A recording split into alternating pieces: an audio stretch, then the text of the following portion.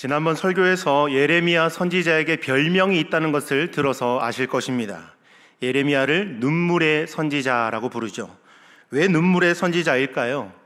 사랑하는 자신의 동족 유다 백성들이 당하게 될 고통과 장차 다가올 심판이 얼마나 참혹할 것인지를 너무나도 잘 알고 보였던 예레미야였기 때문에 안타까워서 흘린 눈물이 주된 이유였겠습니다. 하지만 과연 선지자로서 흘린 이런 거룩한 눈물만 있었을까요? 그렇지 않다고 생각합니다. 선지자라는 직분 이전에 인간적으로 예레미야가 당한 멸시와 거절감과 상처로 인해서 참 많은 눈물을 흘렸을 것이라고 생각합니다. 아무리 사명감으로 걷는 길이라지만 주변 많은 선지자들에게 왕따를 당하고 사람들에게 온갖 멸시와 공격을 핍박을 받는 일은 누가 대신 당해주는 것이 아닌 고스란히 예레미야 스스로 감당해야 되는 몫이었기 때문에 예레미야 선지자는 참 많이 외롭고 힘들었을 것입니다. 그런 마음으로 오늘 설교 제목을 정해보았습니다. 광야에서 외치는 소리. 보통 이 설교 제목만 들으면 세례 요한에 대한 내용일 것이라고 추측하는 분들이 많습니다. 왜냐하면 세례 요한의 삶과 그 사역을 함축적으로 딱 한 문장으로 줄이면, 한 단어로 줄이면 광야에 외치는 자의 소리이기 때문이죠. 그런데 세례 요한만 이렇게 광야에서 외로운 싸움을 한 것이 아니었죠. 수많은 선지자들이 또 신약시대의 사도들과 우리 믿음의 조상들이 하나님께 받은 사명을 감당하기 위하여서 고독하고도 외로운 싸움을 감당한 모습을 볼 때면 마치 세례 요한처럼 광야에서 외치는 자의 소리, 누가 듣든지 듣지 않던지 하나님의 그 사명을 잘 감당하기 위하여서 고백하고 소리 지르는 그 고백과 느낌을 받기 때문입니다. 그렇다면 이제 본격적으로 본문으로 들어가 보도록 합시다. 18절을 다시 한번 보시면 유다 백성들이 예레미야를 해치기 위하여서 모의를 하죠. 우리가 꾀를 내어 예레미야를 치자. 그러면서 구체적으로 우리가 혀로 그를 치고 그의 어떤 말에도 주의하지 말자라고 하였습니다. 예레미야는 유다를 향한 하나님의 진노를 조금이라도 좀 돌이켜보고 이 백성들에게 예비된 심판이 조금이라도 약해질 수 있도록 그 죄악을 책망하면서 하나님께 돌아오라고 간곡하게 호소하였습니다. 그러나 그들은 하나님께 회개하고 돌아오기는커녕 예레미야를 제거할 음모를 꾸몄으며 심지어는 그를 실제적으로 죽이기 위하여서 구덩이까지 올무까지 놓습니다. 실제로 예레미야 38장에 가서는 왕의 허락을 받은 관리들이 이 예레미야를 진흙 구덩이에 던지기도 했습니다. 실로 유다 백성들은 악으로 선을 갚는 자들이었습니다. 그런데 여기서 우리가 알아야 할 사실은 복음을 전하는 자들이 이처럼 핍박받고 박해받는 것은 이상한 일이 아니라 오히려 자연스러운 것입니다. 성경에는 하나님의 진리의 말씀을 전하다가 세상으로부터 박해와 핍박을 당하는 사람들의 이야기가 수도 없이 많이 기록되어 있습니다. 멀리서 찾을 것 없죠. 바로 우리 예수님께서 대표적인 케이스입니다. 예수님의 그 말씀은 말 한마디, 단어 하나하나가 다 진리였습니다. 그러나 사람들은 그 예수님의 말을 듣기를 거부하고 귀를 틀어막고 심지어 예수님을 십자가에 못 박아 죽이기까지 하였습니다. 이와 같이 진리를 전했던 전도자들, 충성된 사역자들이 진리의 증인으로 살았으며 또 지금도 그 진리를 사수하기 위해서 살아가고 있는 사람들이 많습니다. 그들은 진리를 증거하는 것이 핍박과 고난을 자초하는 것임을 알았지만 결코 그러한 상황과 환경이 사명을 가로막지는 못하였습니다. 담임 목사님께서 교회에 어려움이 있을 때, 그 이후에 다시 돌아오셨을 때 하나님께서 주신 마음이 있었다고 자주 말씀하시죠. 우리의 꿈은 결코 포기되지 아니하며, 여러분, 우리의 꿈은 하나님이 주신 꿈이기 때문에 결코 포기되어서는 안 되는 줄 믿습니다. 하나님의 사명을 맡은 자들에게는 포기란 있을 수 없습니다. 신원 미상의 한 인물이 유명한 명언을 남겼죠. 포기는 김장할 때만 쓰는 단어다라는 그런 단어를, 유명한 명언이 있습니다. 여러분, 우리 성도들에게 포기는요, 김장할 때, 셀 때 한 포기, 두 포기 셀 때만 사용하는 단어지 우리의 삶의 생활에 절대로 적용해서는 안 됩니다. 그 대신 어떤 단어를 적용해야 될까요? 끝까지. 우리 다 같이 한번 해볼까요? 끝까지. 여러분, 하나님이 주신 꿈을 우리는 끝까지 이루어내시기를 축복합니다. 왜냐하면 그들이 하나님의 진리를 너무나도 사랑하고 또 사모하며 그것을 충성스럽게 증거하는 삶을 사는 것이 자신에게 가장 큰 영예의 삶이 되기 때문에, 하나님께 영광되는 것이 이것임을 알기 때문에 포기하지 않고 끝까지 그 길을 걷는 것입니다. 시대와 장소를 막론하고 이렇게 하나님의 말씀을 전하는 사람들은 세상으로부터 반대와 핍박을 받게 되어 있습니다. 한번 돌이켜 생각해 보십시오. 복음이 처음 선포되는 곳마다 어디 한 곳 환영받은 곳이 있었습니까? 없었습니다. 복음은 들어가는 곳마다 처음에는 핍박을 받았습니다. 수많은 복음 전파자들이 진리를 선포한다는 이유로 매를 맞고 옥에 갇히기도 하고 순교를 당하기도 하였죠. 악한 세상은 진리를 절대로 환영하지 않습니다. 예수님께서도 진리를 전하는 자들에게 환영과 환대가 아니라 오로지 핍박과 박해를 각오해야 된다라고 말씀하셨습니다. 그러나 우리는 이러한 사실과 더불어 또 다른 한 가지 사실을 반드시 기억하셔야 합니다. 마태복음 5장에 보시면 산상수훈이 시작되죠. 예수님께서 팔복이라는 메시지를 쭉 전하면서 5장 10절에 가면 의를 위하여 박해를 받은 자는 복이 있나니 천국이 그들의 것임이라. 할렐루야. 복음을 전하기 위하여서, 하나님의 그 사명을 감당하기 위하여서 살아가면서 당하게 되는 박해, 핍박을 받은 사람들은 하나님께서 그들에게 천국의 문을 열어주시는 줄 믿습니다. 그렇다면 유다 사람들이 이렇게 예레미야를 해치려고 한 이유가 진짜 무엇일까? 가장 중요한 이유는 예레미야가 자꾸 자기들을, 유다 백성들을 책망하고 듣기 싫은 말씀을 전했기 때문에, 그게 듣기 싫었기 때문에 이 예레미야를 제거하려고 했습니다. 중국의 옛 속담 중에 양약고구라는 뜻이 한자 성어가 있죠. 풀이하면 몸에 좋은 약이 입에 쓰다라는 의미입니다. 바른 말은 비록 그 순간 들을 때 귀에 거슬리긴 하지만 받아들이면 나에게 이롭다는 그런 의미죠. 이는 누군가 자신에게 충고를 하는 일이 있으면 잘 새겨 들으라는 것입니다. 그러나 이론적으로 공감은 되지만 정작 실제로 누군가 나에게 찾아와서 당신은 이게 잘못됐어, 책망하거나 충고를 할 때 그 상대방에게 감사한 마음을 갖는 것은 참 쉽지 않습니다. 성숙한 그리스도인이 되어야 가능한 일이죠. 이처럼 유다 백성들이 예레미야를 죽이려고 한 것은 책망 때문만은 아닙니다. 그들이 예레미야를 죽이려고 한 데는 수많은 선지자들 가운데 예레미야만 유독 홀로 이 유다 백성에게 유다의 운명에 대해서 다른 견해를 제시했기 때문입니다.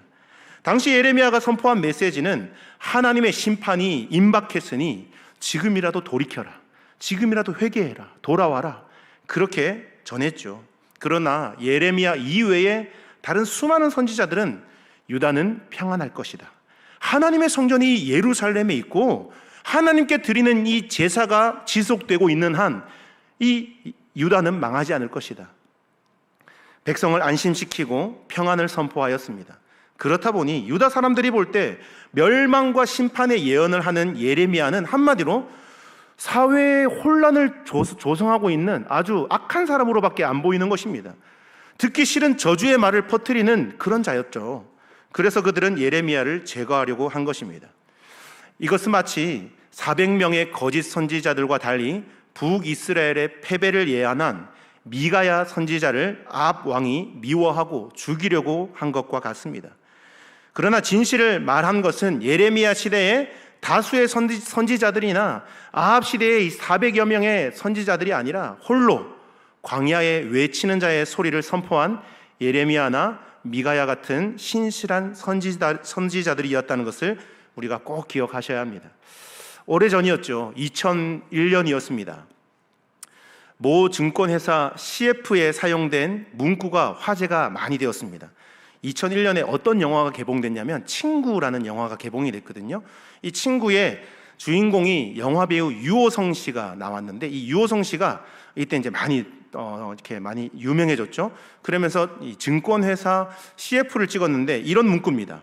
모두가 예라고 할 때 아니오라고 할 수 있는 친구, 그 친구가 좋다. 예스도 노도 소신 있게 땡땡 증권, 이렇게 나왔거든요. 저는 이 광고 문구를 들으면서 좀 이렇게 바꾸어서 적용해보면 좋겠다라고 생각해서 좀 바꿔봤습니다. 모두가 예라고 할 때 아니라고 할 수 있는 근거, 오직 하나님의 말씀이 옳다. 예스도 노도 하나님 말씀 따라. 기가 막히지 않습니까, 여러분? 네. 모든 사람이 진리라고 말해도 그것이 진리가 아닐 수 있습니다.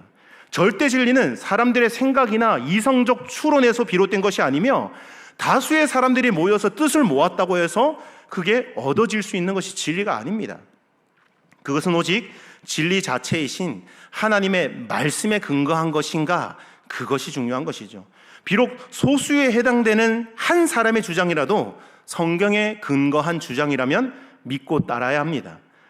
다수의 주장이라도 성경에 근거하지 않은 주장이라면 배척해야 하는 것이 맞습니다.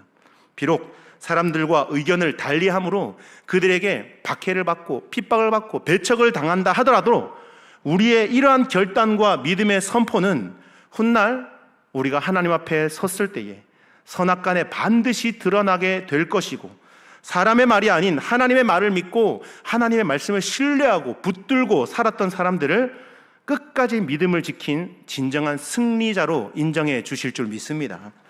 이어지는 20절부터 23절까지의 말씀은 예레미야 선지자가 하나님께 간구하는 구체적인 기도의 내용이 나오고 있습니다. 그 내용을 살펴보면 예레미야가 하나님을 향해 이 백성들을 향한 저주의 기도를 올리고 있는 장면을 볼 수 있죠. 우리는 이런 예레미야의 기도를 보면서 적지 않은 충격을 받게 됩니다. 왜냐하면 예레미야가 자신을 대적하는 자들을 심판해달라고 간구한 기도는 성경이 말하는 기본적인 사랑이라는 가르침에 정반대되는, 성경의 기본적인 가르침과 상충되는 내용이지 않습니까? 예수님께서 산상수훈이 시작되는 마태복음 5장 44절에서 이렇게 말씀하셨죠. 나는 너희에게 이르노니 너희 원수를 사랑하며 너희를 박해하는 자를 위하여 기도하라, 이렇게 말씀하셨습니다. 누가복음 6장 27절 28절에도 이렇게 말씀하십니다. 너희 원수를 사랑하며 너희를 미워하는 자를 선대하며 너희를 저주하는 자를 위하여 축복하며 너희를 모욕하는 자를 위하여 기도하라. 그런데 지금 이 예레미야가 하나님께 간곡히 요청하는 기도 내용이 어떻습니까? 간단히 말하면 하나님, 저 유다 백성들 그냥 두지 마십시오. 하나님의 힘과 능력을 좀 보여주십시오. 모조리 다 쓸어버리고 군대를 보내셔가지고 초토화시켜 주시고 전멸시켜 주십시오. 그런 기도를 한 것입니다. 이런 예레미야의 기도는 이전에 그가 하나님께 드린 중보 기도를 감안할 때 상당히 당혹스러운 내용입니다. 그렇다면 여러분, 우리는 이러한 예레미야의 기도를 어떻게 해석하고 이해해야 될까요? 어떤 신학자는 이 예레미야의 기도를 개인적인 보복 차원의 간구가 아닌 하나님의 공의를 대변하는 입장의 기도라고 설명하기도 합니다. 물론 예레미야의 간구는 결코 악의적인 보복 차원의 간구는 아닙니다. 그러나 이를 예레미야의 개인적 차원이 아니라고 말하며 오직 하나님의 공의만을 위해서 드린 기도로 해석하기에는 여러 가지 수긍하기 어려운 부분들이 많다고 볼 수 있습니다. 아울러 이러한 기도는 지금까지 예레미야가 가지고 있던 중보적 자세와 이후 심판당하는 백성들을 보면서 애통해하고 슬퍼하고 눈물을 흘리는 그 예레미야의 면모와 앞뒤가 전혀 맞지 않기 때문이죠. 우리는 여기서 그의 인간적인 단면에 대해서 눈을 감지 않아야 합니다. 그 역시도 피와 살과 눈물이 있으며 감정이 있고 상처받기 쉬운 그저 한 명의 사람이었던 것이죠. 또한 하나님 앞에 자신의 답답함을 정직하게 토로할 줄 아는 사람이었습니다. 우리는 오늘 이 본문을 이해함에 있어 이 같은 예레미야의 답답한 상황, 그가 겪고 있는 아픔을 공감할 수 있어야 합니다. 백성을 위해 기도하다가 지쳐서 이제는 그들에 대한 심판을 간구할 수밖에 없는 고통스러운 상황을 있는 그대로 바라보아야 하며 그 인간으로서 그의 한계를 헤아려야 합니다. 그리고 그러한 그의 약점을 있는 그대로 받아들임과 동시에 그러한 그를 마지막 순간까지 하나님께서는 하나님의 계획대로 사용하시는 그 하나님에게 우리는 시선을 고정해야 될 줄로 믿습니다. 그러할 때 우리는 성경을 보다 진실하고 분명하게 바라볼 수 있을 것이며 우리가 처한 현실을 정직하고 건강하게 받아들일 수 있게 될 것입니다. 그뿐 아니라 우리의 약함과 허물까지도 있는 그대로 용납하시는 하나님의 은혜로우심을 깨닫게 될 줄 믿습니다. 예레미야는 자신의 연약함에서 빚어진 마음의 생각을 부인하지 않았습니다.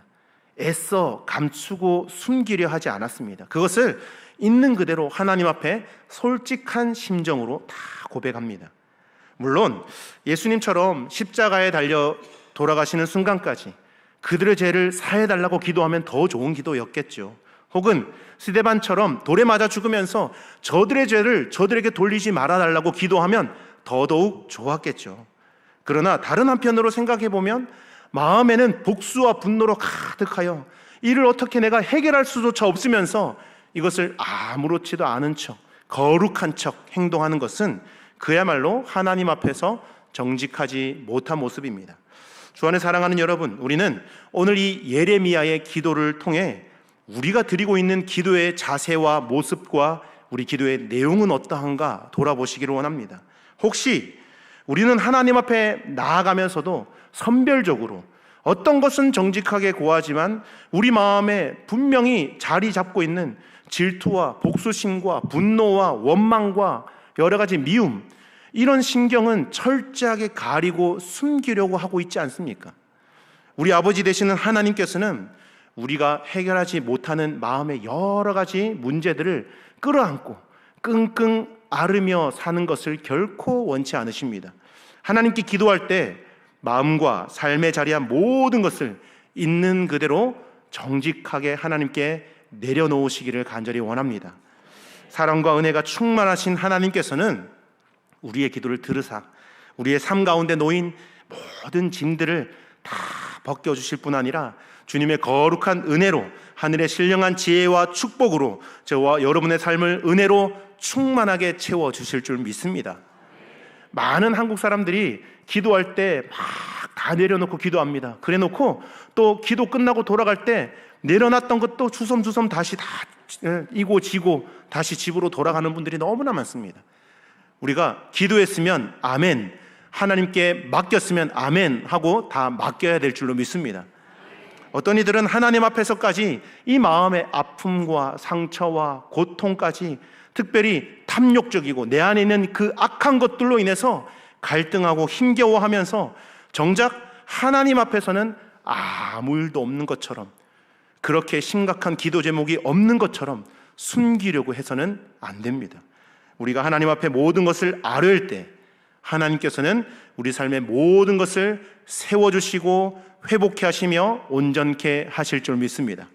주 안에 사랑하는 여러분, 내 삶이 힘들 때, 고통과 고난이 겹겹이 찾아올 때, 누군가 나에게 해를 끼치고 모함을 하고 복수심이 내 마음을 사로잡을 때 사람 찾아다니면서 하소연하거나 문제를 해결해 줄 만한 사람에게 누군가를 찾아서 하소연하고 문제 해결점을 찾기보다 가장 먼저 우리 주 예수 그리스도 앞에 진실하게 아뢰이는 성도님들 되기를 간절히 축복합니다.